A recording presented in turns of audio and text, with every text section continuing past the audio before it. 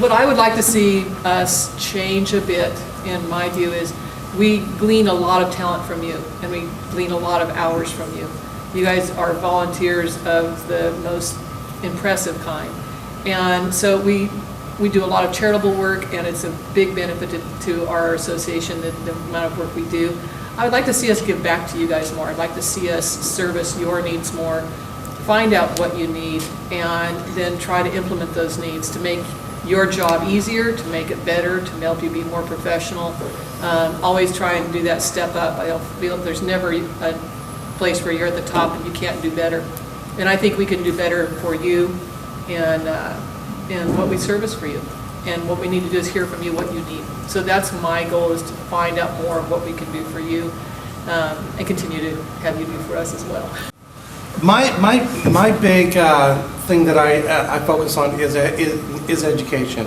I think it's one of the key things that keep us, that separates realtors from everyone else, is those that continue their education.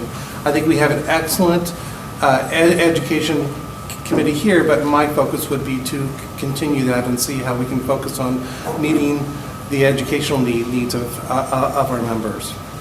And also just talk about the YPC and where you stand. I think it's great that you guys are a good, strong body.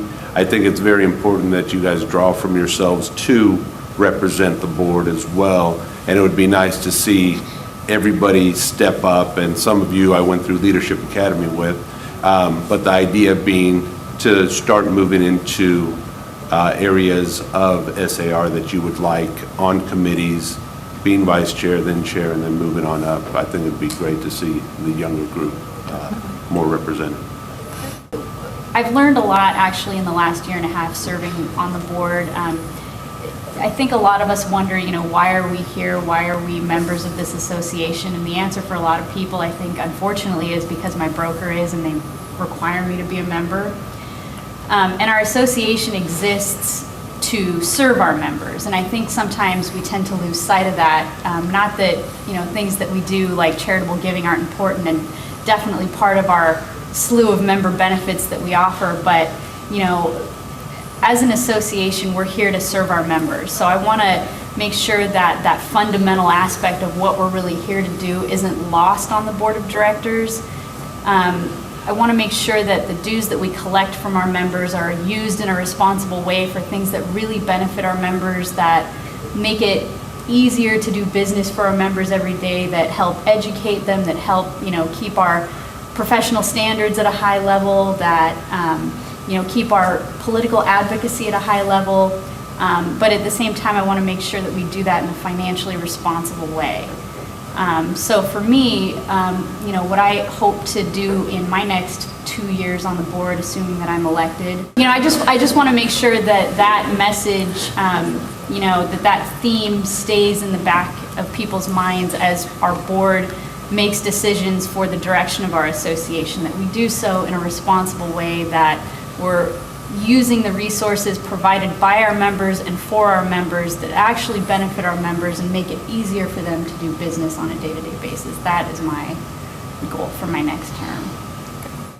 One of the things that came up at our 3-year strategic planning retreat a couple weeks ago was the concept of the way we've always done it.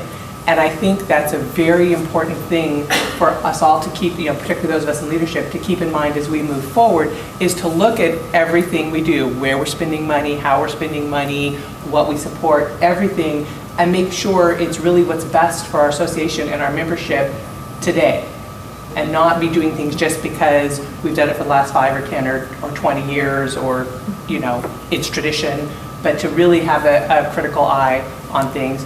And certainly it's becoming a redundant theme, but the focus needs to be on what's best for our members. I mean, everything we do in the community is wonderful, all the services we provide, but it really needs to be focused on our members. And I feel like, and I know this is, a lot of people have spoken to this in the past, and it continues to be a challenge, but it's just appalling how many of our members have no clue of all the benefits that are available to them for their membership dollars. And certainly that's, they bear some responsibility for that.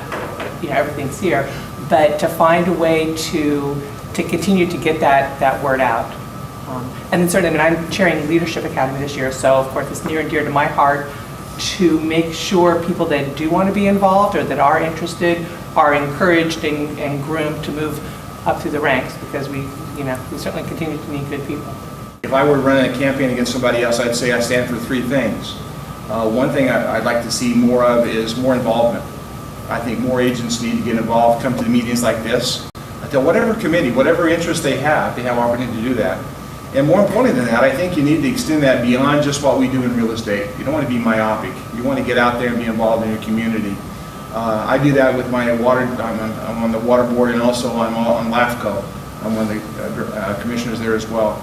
But that gets me involved with what's going on in the community with land use and development, and that's what affects our work and our stuff as well. We need to know what's going on out there. If we don't know what's going on out there, things are going to happen to us that we don't like, and we need to be able to change that.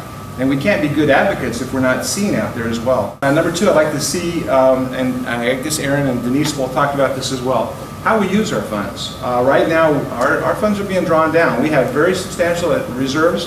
Thanks to leadership in the past years, we've looked at what we have and make sure we had enough to get us through lean times. And if you know, when you've been in this business for a while, you know the last 5 or 6 years have been pretty lean. And we're just now starting to see some turnaround. But what's happened during that time is we've had to draw down on those reserves. We can't continue to do that. We have to figure out ways to take and make our money work more efficiently for us. And your association, your leadership is doing that. So that'd be number two. And then number three is better communication. I'd like to see, we do a great job. We're out there involved in government relations and things like that. And we just need to do a better job than that. And that kind of ties back into getting involved with the community. If we get more people doing that, and we have the luxury to do that as realtors, we can marry what we love to do with what we do as a vocation. And we don't take advantage of that. And it's so much fun. It enlightens you. It makes you a better person. It makes you a better realtor. And it helps our association, because you bring that knowledge back to our association. And it also helps us with our communications when we need them. So that's the kind of stuff I'd like to see happen.